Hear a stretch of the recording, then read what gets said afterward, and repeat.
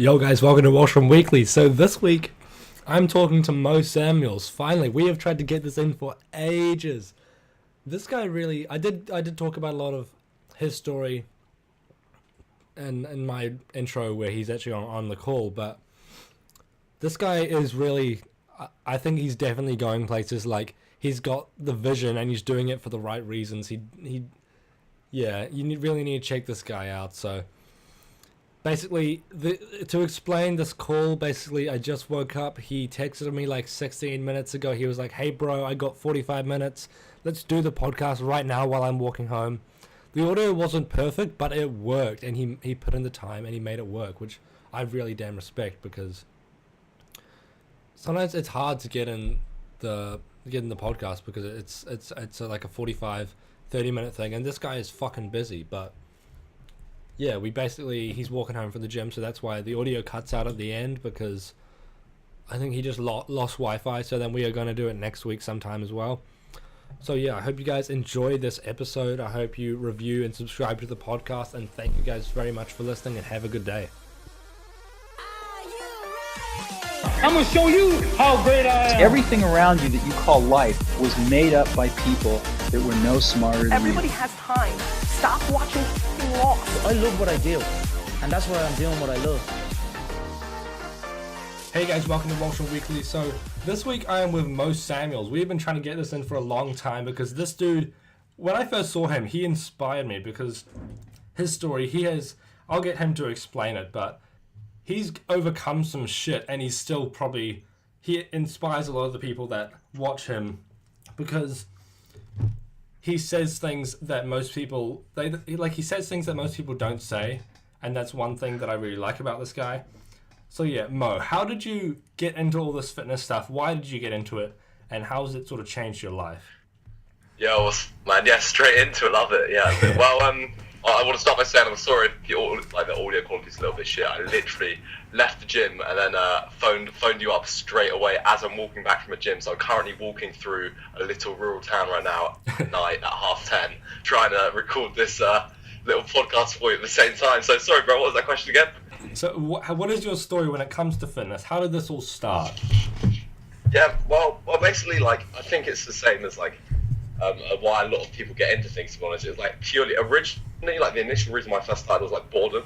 I was younger, I've always kind of had problems with my leg, which is a massive factor in why I do what I do, and my personality and the way I go about certain things, the way I think about things. But initially it was literally just, I was at school. I was young, I wanted to get girls, I wanted to just get a bit bigger. I couldn't really, because of the problems I had in my leg, I couldn't really do a lot of sports at lunchtime or anything like that, and I didn't enjoy the sports anyway, so I used to just go to the gym at lunch and do biceps and a little bit of chest every single day and never train legs. But that's kind of the initial reason I started going. But then obviously I got I got real sick, and then from there I kind of started to take it seriously. So how has lymphedema changed you and made you approach sort of life and decisions differently? It's just a kind of hard one. It's obviously if something is your reality since you can remember, it's the only reality you know, so you wouldn't know what it's like without that, if that makes any sense. But certain personality traits and certain things I do and how I'm really into all the self-development stuff is definitely down to, I hate the word disability, but the disability that I have. I guarantee I would not be as driven. I can guarantee I would be on a completely different life path if I didn't have the problems I did have. Yeah. And I think that you can I quite like thinking of stuff as nothing is ever negative. It's merely how you choose to perceive it. Any situation, any kind of event is just a matter of how you choose to perceive it, and what you take from that, it determines the outcome or the way in which you choose to perceive it. So I could look at, for example, myself and think I'm really hard done by and feel really sorry for myself. Yeah. Or you could look at all the things that you can do and what you have got out of those hard times. It makes me appreciate what I do have and how much more I do have compared to other people, for example. And for me, the things that you do have, you've got to utilize and build on and grow from and use as your advantage, because it's if you can't change something, why would you get upset about what can't be changed? Why don't you just build what you can build into something better? Yeah, definitely, because I don't know if you know much about me, but I have scoliosis. So basically, like, I have my spine fused from T3 to L2, and like a lot of the things that you say, like I'm like, wow, holy shit, because like I didn't realize until like a year or two ago that like I should be living my life in such a way that's so, like, not like one or the other, but it's like so. I have one choice. I have to succeed, or else I'm fucked. It's like, yeah.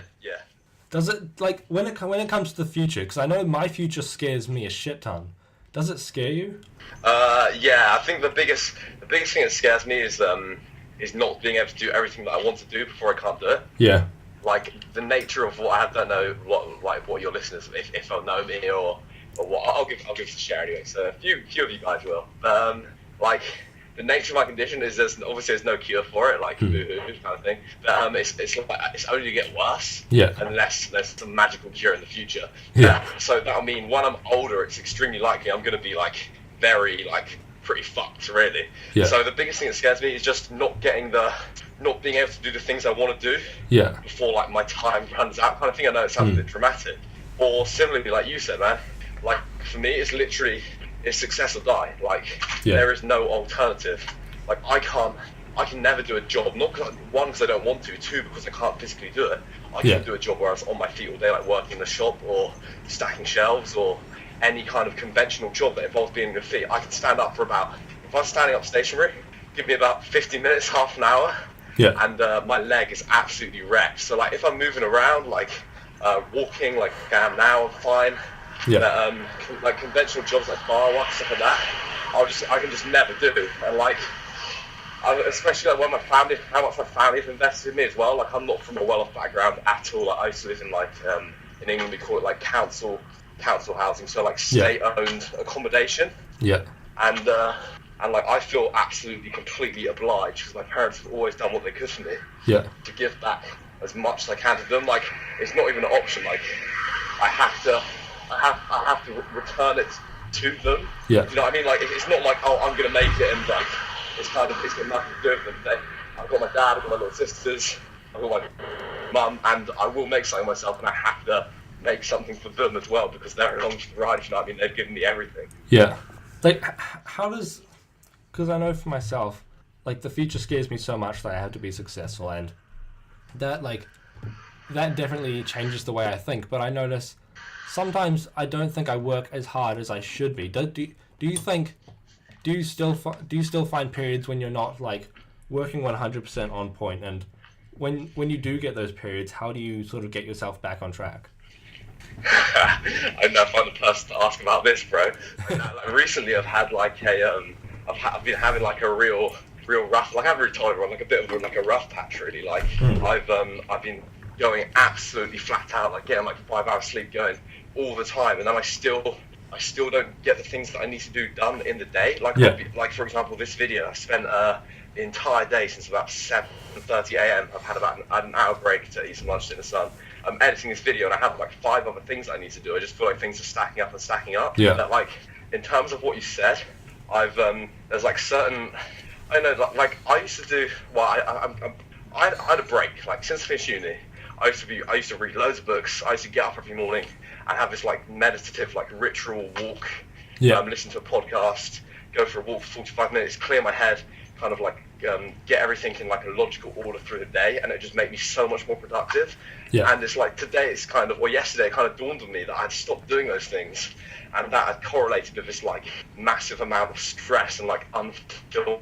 If that makes any sense. Yeah.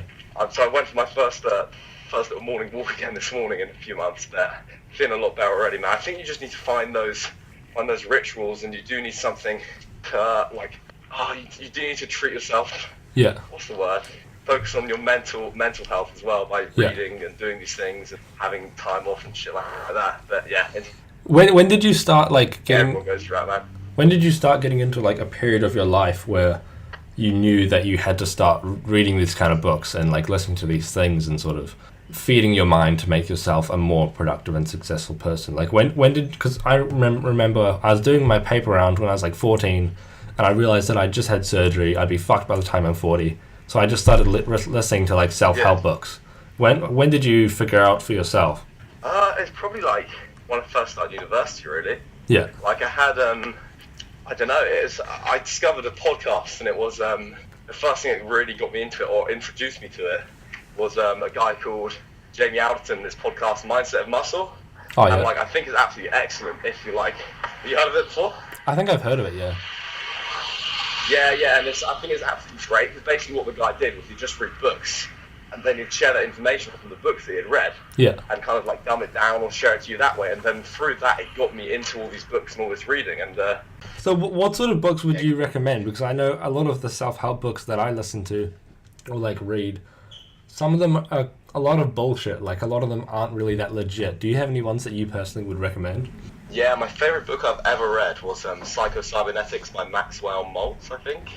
Like it kind of it's like the guy's a doctor, and it's kind of like, rather than based on like this kind of fairies and bullshit pixie dust shit, it's like actual science and psychology. Yeah. And it's more into like understanding the behaviors and why people do certain things. And I think once you understand why you feel a certain way about something, it's that's when you can overcome. Like knowledge is power. Like Yeah. and that's like, that probably had the biggest impact on my life reading that book. So I'll definitely read it again. And then like at the minute I'm reading a book called Reality Transurfing: The Space of Variations, which is kind of like a bit more like hippie, like or theatrical and all this, but it is still I'm enjoying that as well. But yeah, number one is the Psycho-Cybernetics. Psycho-Cybernetics. Sweet as. I've never heard of either of those books. Are they like Oh, where do you find these kind of Psycho-Cybernetics, books? Honestly, read it. Where do you find them? Is it like, because I feel like you do some weird research, because with your supplements and stuff, you, like, I recently followed your pre-workout thing, and I've ordered like HMB, even though I probably won't use it until I'm cutting, or like if I ever cut. But Oh nah, dude, HMB's good on bulking as well. Really? Good on bulking. so would you? Yeah, so use it one. What about beta-alanine? Beta-alanine, I don't really bother with it. I just, like in terms of my pre-workout stack, I kind of keep it relatively simple. I go citrulline malate, HMB, BCAA intra-workout, although there's some studies that like say it's pretty pointless unless you be fasted. Yeah. And something else that I forgot, like a source of caffeine or some form. Yeah. But what I normally do is just either have a Monster, some HMB and citrulline malate mixed in together, or I have like half a scoop of pre and then put my own stuff in. Yeah. You completed your university degree, and Yeah. now is the plan to go full on YouTube, or are you still going with that? Because like for myself, my end game plan is to make this work, is to make podcasting work, but I still do want to do my normal degree.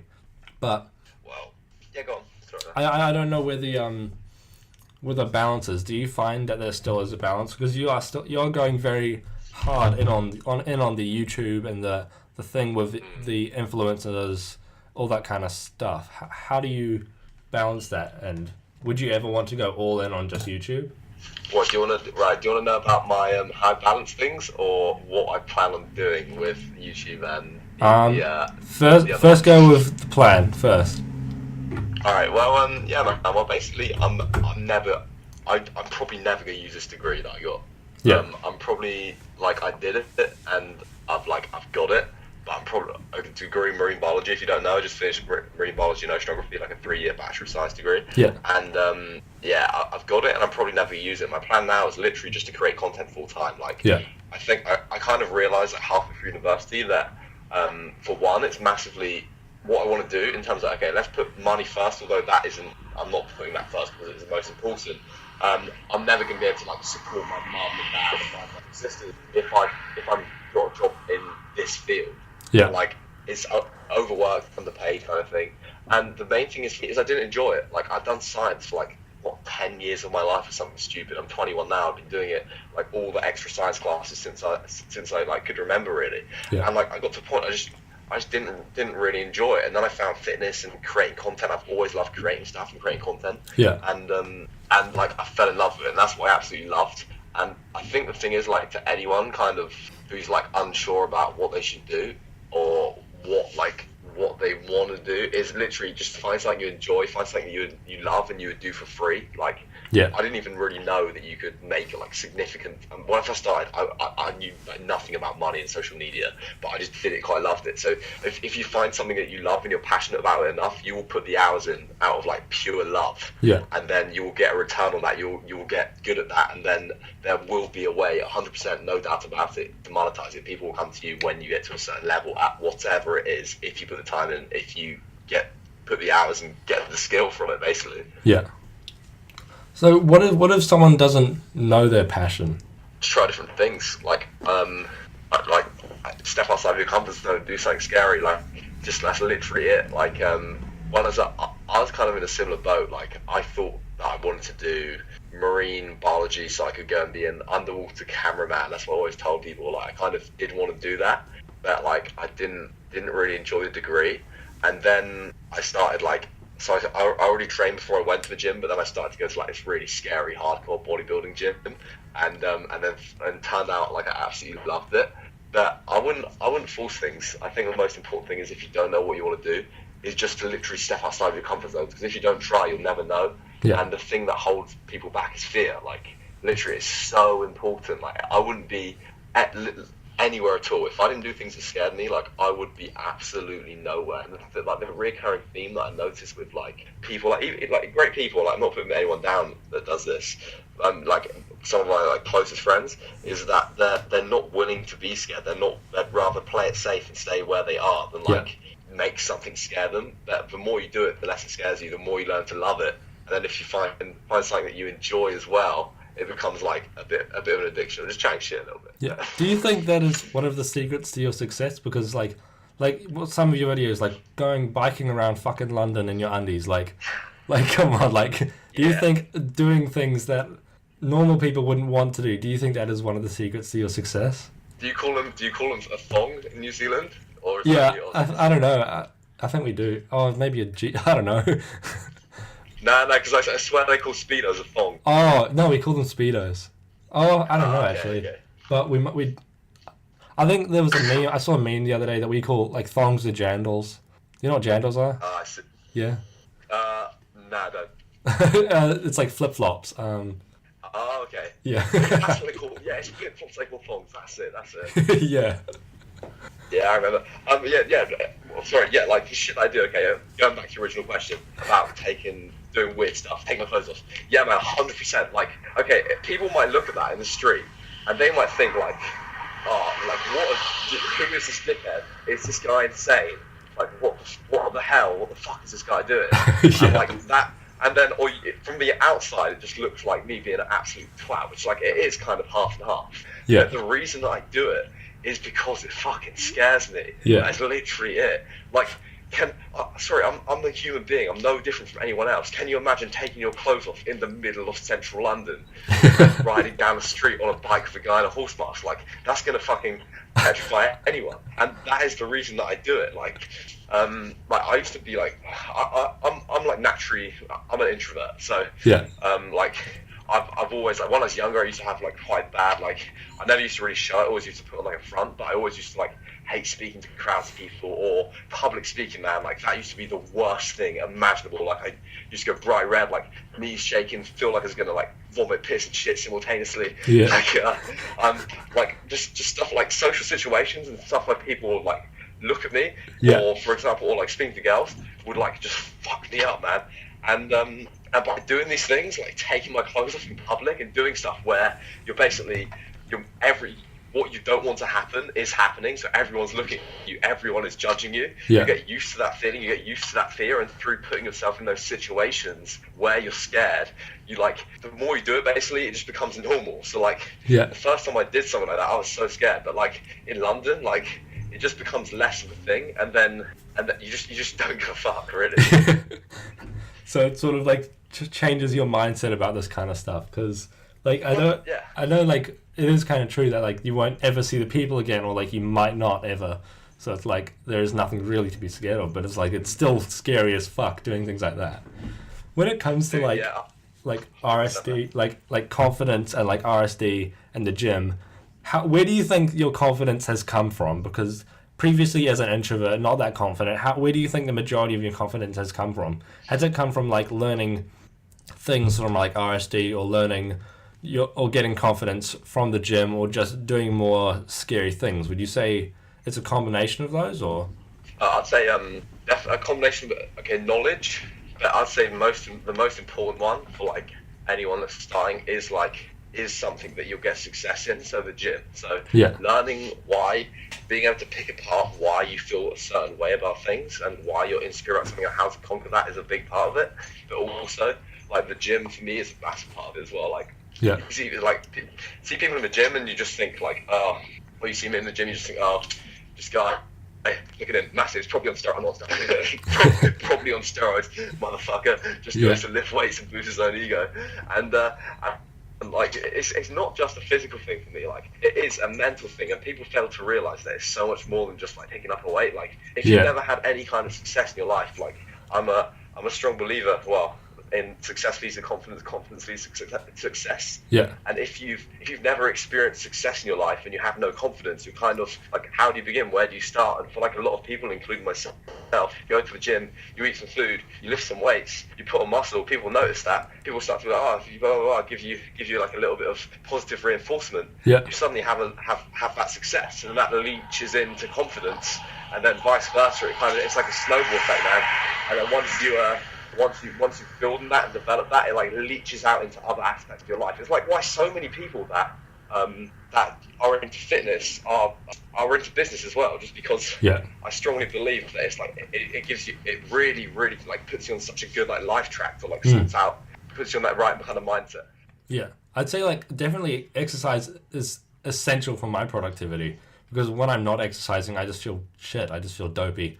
Like I almost get depressed. It's like I just do not feel good really at all. So what would your main things for when it comes to like doing a competition? Would you recommend it, and why? What do you mean? Yeah, like physique or bodybuilding competition? Yeah, like physique competition. For someone who's been doing lifting for a few years. Yeah, man, I think it's great, because like again, it's the thought of going up on stage in front of all these people. Like for basically a lot of the people that are in the comp that I did were like first timers. They were so scared. Yeah. And it's like, again, it's like putting yourself in those situations that make you scared to make you grow. Like that saying, nothing grows in the comfort zone. As cheesy as it is, it's like 100% legitimate. Yeah. But yeah, like honestly, I think if it's something you want to do, 100% do it. Like 100% do it. Just because like it's nice to be appreciated as well. Like you can put in all the hours, put in all the time. And nothing quite compares to like that massive release of like neurotransmitters and feel good shit when you're on that stage and people are like appreciating you. You know that you've made it up there, and it's all come down to that single moment. All the hours of dieting, of training, the blood, sweat, and tears. Like it's kind of it's so hard to explain, but it's like such a buzz and such an excellent natural high. Yeah. I know why people do it full time. Yeah. Would you ever want to be like? Would you ever do more, or was it just like, okay, I've done it, like tick that off the list? Like definitely, like if I could, like where I'm at with my leg, like I wouldn't be able to compete again, just because it's got worse since I last competed, and like I'll never have that symmetry in my calves. But the main thing is just like my conditions deteriorated since I competed. Yeah. But if I didn't have the issues I did with my leg, and you ask me that question like right now where I currently am, obviously if I didn't have the issues I did with my leg, I'd be on a completely different like life path. Yeah. But I'd say yes, definitely. Like I would 100% try and get my pro card. Like I know I've got the genetics, I know I've got the work ethic. I would 100% try and do that, but just like the leg thing holds me back. But again, it's like looking at it, you can either look at it as, oh, that's something I can't do. I could be Mr. Olympia, or you can look at it from the flip side, saying, okay, if I didn't have this problem with the leg and I did want to be a professional physique athlete, I would 100% be on steroids. So it's kind of, and then I'm obviously, you can screw up your health. You're gonna fuck yourself for the long term. Yeah. So it's how you choose to see it, really. So with your leg, do you feel like, because it's something that I don't know much about lymphedema. I was told to pick two disabilities for like this thing for my uni, and I picked lymphedema and scoliosis. So I know like very basic stuff about it. When it comes to like training and like especially training legs, do you feel training benefits or takes away from the condition? Ooh, that's a hard one, because obviously like immediately after exercise you've got like inflammation and all this stuff. So Yeah. like it isn't typically ideal training hard, especially like heavy squats and deadlifts probably isn't good for it. Yeah. But I think if you consider the overall impact it's having on my health, it's definitely positive. But like if you consider like lifting heavy weights, it's negative. But then again, like I couldn't not do it. It's like it's not an option for me. Like the whole reason I have such a great set of legs is because I've got this like thing wrong with my leg. Yeah. People are like, oh, you're gonna have no legs kind of thing. Especially people take one look at me. Like I know a lot of the time, especially on like my social medias and stuff. If you don't know me, you don't actually follow me. You're like, oh, kind of like no legs, no classic no legs, fuckboy douchebag kind of look. Yeah. And then the fact that I have that, and I've got the problems with my legs, and people tell me you can't train legs like this. Yeah. It makes me do it. So, Yeah. yeah. Do you think it's made you focus more on your legs and like make them become a strong point? Yeah, I'd say so, definitely. Like, even if it's subconsciously, like, it has definitely in the past. Because when I was recovering, like, I spent like probably I think it was around 2 weeks. I can't remember, in hospital a few years ago. Yeah. And I like was told that I might like never run properly again because like I had surgeries on my knee, and then I've got arthritis, which is in my knee and ankle. It doesn't give me any problems. Yeah. Other than very rarely. But I was told all that, and then as soon as I could like walk and run again, and then train again, I like literally annihilated legs 3 times a week just to get like, because I had such stick legs, just to kind of prove everyone wrong and say like, fuck you, like, Yeah. I'm gonna have the best legs, not the shittest legs, regardless of my condition, disability. Yeah. And then did that 3 times a week, man, until I couldn't physically recover fast enough. Then took it down to 2. Yeah, because I know definitely for myself when it comes to my condition, like I always think like I know it's beneficial right now, but I don't know if it's going to be beneficial in 40 years, and that's the bit that like scares me. Like, Yeah. does it ever get to the point where like you're thinking about lymphedema, and does it ever get you down mentally and like brings your? Because I know definitely when I was young, a lot scoliosis got me down a ton, because with scoliosis you look weird. Like I know for yourself, you have to wear it tight all the time. Like, does wearing that thing get to you, and does like how do you bounce back when it does get to you? Do you, as I say, man, so have you had surgery for your back? Yeah, I had a spinal fusion. Inside the spine. So basically, my spine was an S shape. It was basically an S shape. The curve was like 56 degrees. Oh, wow.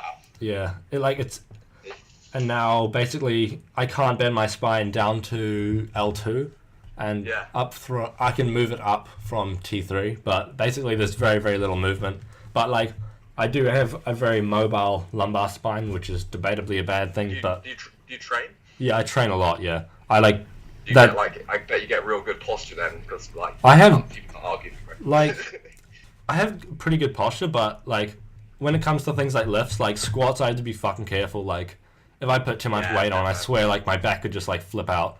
And, like, bench press, Yeah. I don't put much of an arch. And it's, like, with my, like, right shoulder, it comes forward. So I'm trying to really strengthen my traps, because my traps are fucking tiny, but I Oh, just... bro, literally, yeah, I had the same issue, man. My traps are just blown up over the last year, though. So Yeah. they'll come. How have you... Training, which I never What did. have you done to help make them blow up? Literally, man, like some. No, I started taking Trent. The thing for me is like I always forget to progressively, or previously I forgot to progressively overload isolation exercises as well as compounds. Yeah. So recently I've started going a lot heavier with lateral raises. I think that is definitely the main one. Yeah. Lateral raises, like have made like heavy lateral raises though with good form and like lots of high volume. That hits the traps. Yeah. And deadlifts as well. So. I've been doing And- tons of, like, lateral and raises. Sorry, go on, bro. I've been doing like tons of lateral raises, but I don't feel, maybe I'm not going heavy enough. Like, I'm weak as fuck. Like, my bench, like when I'm like training really well, like I think I have good physique genes, but like my fucking strength is absolutely pitiful. Like when I'm doing lateral raises, like I get like 5 or 6 kgs, like, and that's like my lateral raise. Yeah. Do you think, like when it comes to strength, because I know you're not like a power lifter, but you still lift fucking heavy. Like, do you ever feel like I get embarrassed about my strength? What would you sort of think about that? And then other things, I literally just don't care. Like, obviously, I think if you think of from the standpoint of gains, of taking progressive overload is a very important thing. Yeah. who gives a shit, man? Like, in terms of your strength, it doesn't matter how much you lift unless you're a powerlifter, really. Yeah. It just matters. The person that's going to care is the person that's sat there judging you. And the only reason they're going to be judging you, if they even are going to be judging you, is because they're insecure about something like their strength themselves. So, Yeah. like, yeah, man, you just got to take it as it is. Like, Yeah. I don't know, really, don't know what else to say. Yeah. Well, like when it comes to things like, Walking up like a... sweet, don't worry. When it comes to things like people I got... that have not necessarily like I guess come up with you, like if you I don't know if you feel like you've made it already, but like obviously you're on the path to making it. Like when it comes to the people that you surround yourself with now, especially as like you do become more successful and do achieve more, do you find, how do you pick the people that you do surround yourself with? What, like, how do you do it? Yeah, how do you pick the people that actually, not in such a binary way as bring value and don't bring value, but how do you pick the people that, or like how do you manage? I know what you mean. Like literally, like you don't force anything. Like people, like as soon as you start trying to like force things or make or like plan out things like in terms of people, it just won't work. So like. Yeah. Like if you like I said earlier, like having like a love for something and a passion for something, if you do that, like you will surround yourself with those people naturally, right? Like, and things will just fall into place rather than being like, oh, I've got to be friends with this person, I can't be friends with this person. And if you just do what you love and keep doing what you love, you will meet the people through doing that and like-mindedness, and because you both love a similar thing and you're both doing the same thing, you'll like resonate on a very deep level with them and form like some of the best kind of friendships that you have simply because you're on that like same path. Yeah. Do you find the people that you have met on the same path, do they inspire you a lot? Yeah, 100%, man. 100%. Like some of my closest friends and some of my best friends and people that like mean the most to me are people that I've met over the last like year or so, just through fitness. Yeah. Like, and I've just clicked with like straight away. Like, and I don't, yeah, but those people, like, obviously, if you're the self opposite people you spend the most, really agree with that. If you spend time with people you admire and look up to, and if you look at someone and think, I would like to be, I would, if I was that guy, like I wouldn't mind, or I would like to be that guy. I'd like to have that faith. If you spend time with those people, yeah. Obviously naturally, not like kind of creeping in their back garden and forcing your way into their life kind of thing. Yeah. You will pick up those time like the post. Hey guys, so thank you very much for listening, and thank you Mo Samuels for coming on. I know the audio in this was really quite bad, and there was a lot of stuff. I tried to sort of make it better because literally how I was recording this was my phone was on speaker, and then I had my microphone pointed towards me and towards the phone, so the audio is not going to be good, like, yeah. And also I do think there's a lot of things that I need to fix with my microphone and just things that I need to stop being slack about, but there is some stuff that I can do through editing, but yeah. So I hope you still enjoyed the episode despite the audio. Me and Mo will probably be doing another episode at some point because he really enjoyed the conversation, and it is something that we both think we can both get a lot of value out of, because he's the kind of guy that I really do think should be doing things like this, because he does have a place to put his thoughts, but he can only put really like 1 to 6 minutes of like just straight up talking, because in YouTube, because he's a YouTuber, if you haven't checked his details in the show notes already, which they'll be there, his Instagram, Facebook, his YouTube, all that kind of stuff. So yeah, and if you can hear the construction in the background, there's nothing I can really do about that, but yeah, I really do think that this is a good place for him to get his thoughts out that shows him instead of just the idea of him that sometimes YouTube videos can show.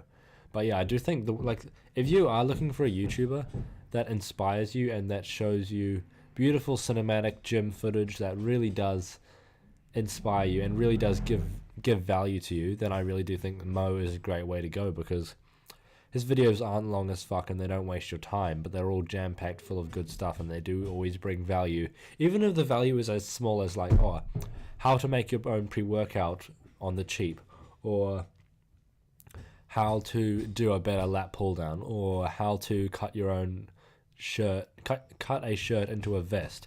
It's something like as small as that. Like, yeah, So yeah, I hope you guys enjoyed this episode, and I hope you check Mo out. His social media will be in the show notes, and my social media will also be there. I hope you guys really enjoyed this episode, and have a good day.